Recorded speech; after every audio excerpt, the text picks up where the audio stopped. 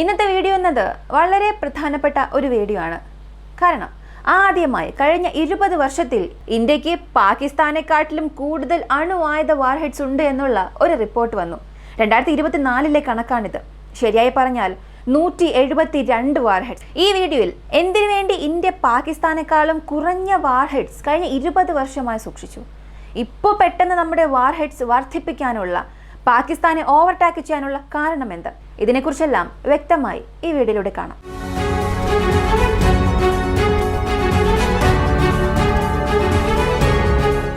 ആദ്യത്തെ കാര്യം, വാർഹെഡ്സിനെ സംബന്ധിച്ച് 2 രീതിയിലാണ്. ഒന്നാമത്തേത് ടാക്ടിക്കൽ, മറ്റൊന്ന് തെർമോ ന്യൂക്ലിയർ വെപ്പൺ ആണ്. ഈ ടാക്ടിക്കലും തെർമോ ന്യൂക്ലിയർ വെപ്പൺസിനും എന്താണ് വ്യത്യാസം എന്ന് ചോദിച്ചാൽ, അല്ലെങ്കിൽ ഏതൊക്കെ ആർക്കൊക്കെ വച്ചിരിക്കാമെന്ന് ചോദിച്ചാൽ വളരെ സിമ്പിളാണ്. ബലഹീനമായ സൈന്യമുള്ള ഒരു നാട്, അണുവായുധം ഇല്ല എന്നുണ്ടെങ്കിൽ ഞങ്ങളെ കൊണ്ട് ഞങ്ങളുടെ നാടിനെ സംരക്ഷിക്കാൻ കഴിയില്ല എന്ന് പറയുന്ന ഒരു നാട് കൂടുതൽ ടാക്ടിക്കൽ ആയുധങ്ങൾ ഉപയോഗിക്കും.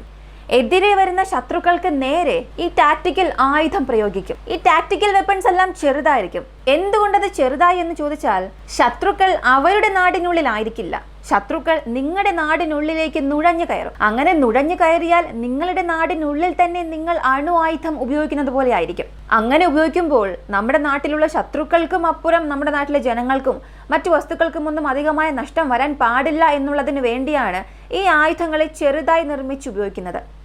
ഇപ്പോൾ ടാക്ടിക്കൽ ആയുധത്തിന്റെ അളവ് എത്ര നോക്കിയാൽ ഏകദേശം 15 കിലോ ടൺ മുതൽ 47 കിലോ ടൺ വരെയും ടാക്ടിക്കൽ ആയുധമുണ്ടാകും.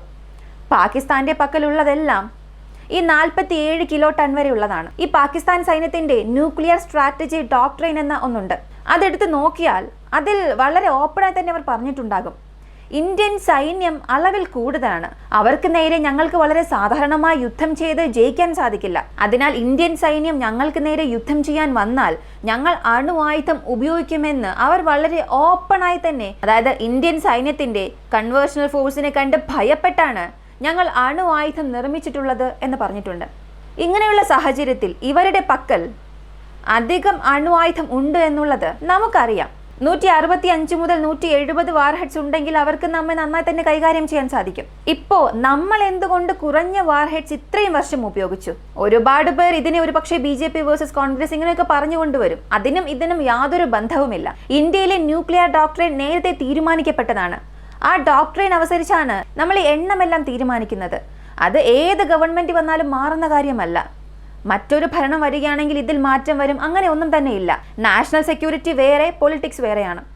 എന്തുകൊണ്ട് ഇത്ര വർഷം നമ്മുടെ വാർഹെഡ്സ് പാകിസ്ഥാനിൽ നിന്നും എണ്ണത്തിൽ കുറവായിരുന്നു എന്ന് ചോദിച്ചാൽ, നമ്മുടെ ന്യൂക്ലിയർ സ്ട്രാറ്റജി എന്നത് നമ്മൾ ഏതൊരു നാടുമായും അത്ര പെട്ടെന്ന് അങ്ങനെ യുദ്ധത്തിന് പോകില്ല, ന്യൂക്ലിയർ വെപ്പൺസ് ഉപയോഗിക്കില്ല, ന്യൂക്ലിയർ വാറിനുള്ളിലേക്ക് കടക്കില്ല. നമ്മുടെ കൺവെൻഷണൽ ഫോഴ്സ്, അതായത് നമ്മുടെ സൈനികരുടെ ശക്തി എന്നുള്ളത് വളരെ അധികമാണ്. ഏത് ശത്രുരാജ്യത്തെയും നേരിടാൻ നമുക്ക് നമ്മുടെ സൈന്യം മാത്രം മതി എന്നുള്ള ആ ഒരു സ്ട്രക്ചർ കാരണം നമ്മൾ അണു ആയുധം അധികം ഉപയോഗിക്കണമെന്നുള്ള ഒരാവശ്യമേ ഇല്ല. പക്ഷെ നമുക്ക് നേരെ ആരെങ്കിലും അണു ആയുധം ഉപയോഗിച്ചു എന്നുണ്ടെങ്കിൽ അങ്ങനെ ഉപയോഗിച്ചവൻ ഒരിക്കലും ലോക ഭൂപടത്തിൽ ഉണ്ടാകാൻ പാടില്ല എന്നൊരു പോളിസിയാണ് നമ്മൾ ഫോളോ ചെയ്യുന്നത്. തിയററ്റിക്കലി ഈ ഒരു നിയമത്തിന് കീഴിൽ നമ്മൾ വെച്ചിരിക്കുന്ന ഓരോ അണു ആയുധവും പാകിസ്ഥാൻ വെച്ചിരിക്കുന്ന അണു ആയുധങ്ങളെക്കാട്ടിലും പല ശക്തിയുള്ളതാണ്. അതെത്രയാണ്, അളവുണ്ടോ എന്ന് ചോദിച്ചാൽ 47 കിലോ ടണ്ണാണ് നമ്മൾ പാകിസ്ഥാന്റെ മാക്സിമം അളവ് പറഞ്ഞത്. എന്നാൽ നമ്മുടെ മാക്സിമം എന്നത് 1000 കിലോ ടൺ മുതൽ 2000 കിലോ ടൺ വരെയും പോകും. അതെല്ലാം തെർമോ ന്യൂക്ലിയർ വാർഹെഡ്സ് എന്ന് പറയും. ഇപ്പോൾ ഈ 1000 കിലോ ടണ്ണുള്ള ഒരു ആയുധത്തെ പാകിസ്ഥാനിൽ ഇടുകയാണെങ്കിൽ ആ ഒരു നാട് ഭൂപടത്തിൽ നിന്ന് തന്നെ മാഞ്ഞു പോകും. ഇതാണ് നമ്മുടെ പോളിസി. ഇങ്ങനെ ഇത്രത്തോളം പവർഫുള്ളായ ആ 47ഉം നമ്മുടെ തമ്മിൽ കമ്പയർ ചെയ്ത് നോക്കുക എത്രത്തോളം പവർഫുൾ ആണെന്ന്. അങ്ങനെ ഒരു ബോംബുകൾ ഉള്ളതുകൊണ്ട് നമ്മൾ അവരുടെ എണ്ണത്തിൽ നിന്ന് കുറഞ്ഞ അളവുകൾ മാത്രമാണ് സൂക്ഷിക്കുന്നത്. എത്രത്തോളം എന്ന് നോക്കിയാൽ ഈ പാകിസ്ഥാനെ ഭൂപടത്തിൽ നിന്ന് മായ്ച്ചു കളയാൻ വെറും 30-40 വാർഹെഡ്സ് നമുക്ക് മതിയാകും, തെർമോ ന്യൂക്ലിയർ വാർഹെഡ്സ്. അപ്പോൾ ബാക്കിയുള്ള വാർഹെഡ്സ് ആർക്കെന്ന് ചോദിച്ചാൽ ശത്രുനാടായ ചൈനയ്ക്കാണ്. ഇപ്പോൾ ഈ 2 കൺട്രിക്കും ചേർത്താണ് നമ്മൾ 165 വാർഹെഡ്സ് മെയിൻറ്റെയിൻ ചെയ്യുന്നുണ്ട്. ഇവയെല്ലാം തെർമോ ന്യൂക്ലിയർ വാർഹെഡ്സ് ആണ്. ഇതാണ് കോൺസെപ്റ്റ്. ശരി, അപ്പോൾ എന്തുകൊണ്ട് ഇപ്പോൾ നമ്മുടെ വാർഹെഡ്സിന്റെ എണ്ണം കൂട്ടി എന്ന് ചോദിച്ചാൽ അതിന് പ്രധാനപ്പെട്ട കാരണം തന്നെ ചൈനയാണ്. ചൈന എന്ന കൺട്രി അവരുടെ ആവശ്യത്തിലധികമായ വാർഹെഡ്സ് സേവ് ചെയ്യുന്നുണ്ട്. ഇപ്പോൾ നമുക്ക് 2 ശത്രുക്കളുണ്ട്. ഈ രണ്ട് ശത്രുക്കൾക്കും വേണ്ടി ഇത്ര വാർഹെഡ്സ് മതിയെന്ന് നമുക്കൊരു കണക്കുണ്ട്. പക്ഷെ ചൈന ചെയ്യുന്നത് ആവശ്യത്തിൽ കൂടുതൽ ആയുധങ്ങൾ അവർ നിർമ്മിക്കാൻ തുടങ്ങി. അവരുടെ ശത്രുക്കൾക്ക് നേരെ ഉപയോഗിക്കാൻ അവർക്ക് നേരത്തെ തന്നെ സ്റ്റോക്ക് ഉണ്ട്, ആവശ്യത്തിലധികം സ്റ്റോക്ക് ഉണ്ട്. എന്നാൽ അതിനും അപ്പുറം അടുത്ത 5-6 വർഷത്തിൽ 1000 വാർഹെഡ്സ് നിർമ്മിക്കുമെന്ന് ഇങ്ങനെ ഒരു തലത്തിലേക്ക് അവർ പോയിക്കൊണ്ടിരിക്കുകയാണ്. ഇപ്പൊ നമ്മുടെ ശത്രുനാടിന് തന്നെ ഇത്രയും വാർഹെഡ്സ് 1000 വാർഹെഡ്സ് ഉണ്ട് എന്നുള്ളപ്പോൾ നമ്മൾ വെറും 170 വാർഹെഡ്സ് വെച്ച് കൈകാര്യം ചെയ്യാൻ സാധിക്കില്ല. നമ്മളും അതിനനുസരിച്ചുള്ള സ്റ്റോക്ക് ബിൽഡ് ചെയ്യണം. നമ്മൾ ബിൽഡ് ചെയ്യുമ്പോൾ തീർച്ചയായും നമ്മുടെ ശത്രുക്കൾ അതിനനുസരിച്ച് ബിൽഡ് ചെയ്യും. ഇതിനെയാണ് ന്യൂക്ലിയർ ആംസ് റേസ് എന്ന് പറയുന്നത്. ഒരു കൺട്രി അവരുടെ ആവശ്യത്തിലും അധികമായ വസ്തുക്കൾ നിർമ്മിക്കുന്നു എന്നുള്ളപ്പോൾ ഒരു കാലത്ത് സോവിയറ്റ് റഷ്യയുടെ പക്കൽ മാത്രം 65,000 വാർഹെഡ്സ് ഉണ്ടായിരുന്നു. അങ്ങനെ ഒരു അവസ്ഥ വളരെ പെട്ടെന്ന് തന്നെ ഇപ്പോൾ വരുമെന്ന് എല്ലാവരും പ്രതീക്ഷിക്കുന്നുണ്ട്. എന്നാൽ അങ്ങനെ ഒരു സാഹചര്യമൊക്കെ നോക്കി നമ്മൾ നമ്മുടെ കൺട്രിയുടെ ന്യൂക്ലിയർ ആംഡ് വെപ്പൺസ് ഡെവലപ്പ് ചെയ്യുന്നത് അവസാനിപ്പിക്കാനും സാധിക്കില്ല. നമ്മുടെ ശത്രുക്കളുടെ പക്കൽ എത്രയാണോ ഉള്ളത് അവരെ ഡിഫെൻഡ് ചെയ്യുന്ന അളവിൽ നമ്മുടെ പക്കലും ആയുധങ്ങൾ ഉണ്ടാകണം. അതുകൊണ്ടാണ് നമ്മുടെ വാർഹെഡ്സിന്റെ എണ്ണം വർദ്ധിപ്പിച്ചത്. ഇതിനും അഗ്നി 6നും ബന്ധമുണ്ടെന്ന് ഒരുപാട് പേർ പറയും. ആ ഒരു ബന്ധത്തിന്റെ വിശദീകരണം ഞാനിപ്പോൾ പറയാം. ഇതിനു മുൻപ് നമ്മുടെ മിസൈൽസിൽ ഒരു വാർഹെഡ് മാത്രമേ നൽകാൻ സാധിക്കുകയുള്ളൂ.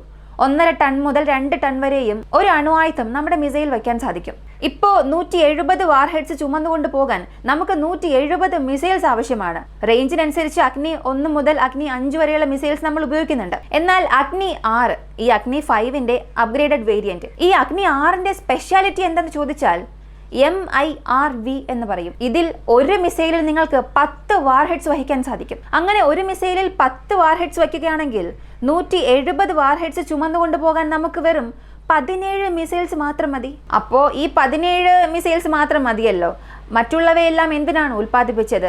അവയെല്ലാം നമുക്ക് ആവശ്യമില്ല എന്നൊരു ഘട്ടം വരുമ്പോൾ ഇന്ത്യ അവരുടെ പക്കലുള്ള അണുവായുധ സ്റ്റോക്ക് അധികമാക്കാൻ തുടങ്ങി. നിങ്ങൾ ഒരു കാര്യം ശ്രദ്ധിച്ചാൽ വ്യക്തമായി മനസ്സിലാകും. ഇന്ത്യ കഴിഞ്ഞ 10 വർഷമായി 1ൽ കൂടുതൽ വാർഹെഡ്സ് ചുമന്നു കൊണ്ടുപോകുന്ന ഏതൊരു മിസൈൽസ് നിർമ്മിച്ചിട്ടില്ല. എപ്പോൾ നിർമ്മിച്ചുവെന്ന് നോക്കിയാൽ നമ്മുടെ ശത്രുവിന്റെ പക്കൽ കൂടുതൽ വാർഹെഡ്സ് ഉള്ളപ്പോഴാണ് നിർമ്മിക്കുന്നത്. അതേസമയം ഏകദേശം 8 വർഷങ്ങൾക്ക് മുൻപ് തന്നെ ഇന്ത്യ ഒരുപാട് സാറ്റലൈറ്റ്സ് ബഹിരാകാശത്തേക്ക് വിക്ഷേപിച്ചു. അതായത് ഒരേ ഒരു റോക്കറ്റിൽ നിന്നും ഒരുപാട് സാറ്റലൈറ്റുകൾ വിക്ഷേപിച്ചു. അതിലെ വേൾഡ് റെക്കോർഡ് നമുക്ക് തന്നെയാണ് ഉള്ളത്. അപ്പോൾ 10 വർഷത്തിന് മുൻപ് തന്നെ നമ്മൾ ഇങ്ങനെയുള്ള കാര്യങ്ങൾ ലോകത്തിന് കാണിച്ചു കൊടുത്തിട്ടുണ്ട്. ഇപ്പോൾ ഇന്ത്യ തന്റെ പക്കലുള്ള അണുവായുധങ്ങളുടെ എണ്ണം വർദ്ധിപ്പിക്കുന്നു എന്നുണ്ടെങ്കിൽ ലോകം അത് ഭയത്തോടു കൂടി നോക്കില്ല, അതിനെ ഒരു നല്ല കാര്യമായി കാണും. അഗ്നി 5നെ ടെസ്റ്റ് ചെയ്തപ്പോൾ പോലും അമേരിക്കയിലുള്ള ഒരുപാട് പേർ ഇന്ത്യയെ സപ്പോർട്ടായി സംസാരിച്ചു. കാരണം നമ്മുടെ സ്റ്റെപ്സ് എന്നത് അത്രത്തോളം കാൽക്കുലേറ്റീവ് ആണ്. ടെക്നോളജി എന്നത് ഇന്ത്യയുടെ പക്കൽ പല വർഷമായി ഉണ്ട്. എന്നാൽ അത് പുറത്തേക്ക് കൊണ്ടുവരിക എന്നുള്ളത് ഘട്ടം ഘട്ടമായി മാത്രമേ നടക്കുകയുള്ളൂ. കറണ്ട് ജിയോ പൊളിറ്റിക്സിനെ ശ്രദ്ധിച്ച് അതിനെ നിരീക്ഷിച്ചുകൊണ്ടാണ് അവരുടെ ഓരോ ടെക്നോളജീസിനെയും പുറത്തേക്ക് കൊണ്ടുവരുന്നത്. അതായത് ഇന്ത്യയുടെ രാഷ്ട്രീയ പാർട്ടി, ഈ ഒരു പാർട്ടി, ആ ഒരു പാർട്ടി, അങ്ങനെയല്ല നമ്മൾ നിരീക്ഷിക്കുന്നത്. ഈ രാഷ്ട്രീയക്കാർക്ക് താഴെയുള്ള അധികാരികൾ, ഇപ്പോൾ അജിത് ഡോവാളിനെ നമുക്ക് പറയാം, അല്ലെങ്കിൽ അദ്ദേഹത്തിന് താഴെയുള്ള ഗവേഷകരെ, സയന്റിസ്റ്റിനെ നമുക്ക് പറയാം. ഇങ്ങനെയുള്ള ആളുകളാണ് ശരിയായ സമയത്ത് ശരിയായ ആയുധം പുറത്തേക്ക് കൊണ്ടുവരണമെന്ന് നമുക്ക് സജഷൻസ് നൽകുന്നത്. ഇപ്പോൾ അവസാനം നിങ്ങൾക്കൊരു ചോദ്യം വരാം, അപ്പോൾ ഇന്ത്യയുടെ പക്കൽ സത്യത്തിൽ എത്ര അണുവായുധം ഉണ്ട് എന്ന്. അതിനുള്ള ഉത്തരം ആർക്കും അറിയില്ല എന്നുള്ളതാണ് സത്യം. പക്ഷെ ലോകത്തിലുള്ള എല്ലാവരും ഒരു കാര്യം പറയുന്നുണ്ട്, ഇന്ത്യയുടെ പക്കലുള്ള സ്റ്റോക്ക് എന്നത് ഏകദേശം ചൈനയ്ക്കുള്ള അതേ അളവിൽ തന്നെ ഉണ്ടാകുമെന്ന്. കാരണം ചൈന എപ്പോഴാണോ അണുവായുധം നിർമ്മിക്കാൻ തുടങ്ങിയത് അപ്പോൾ മുതൽ നമ്മളും അണുവായുധം നിർമ്മിക്കാൻ തുടങ്ങിയിട്ടുണ്ട്.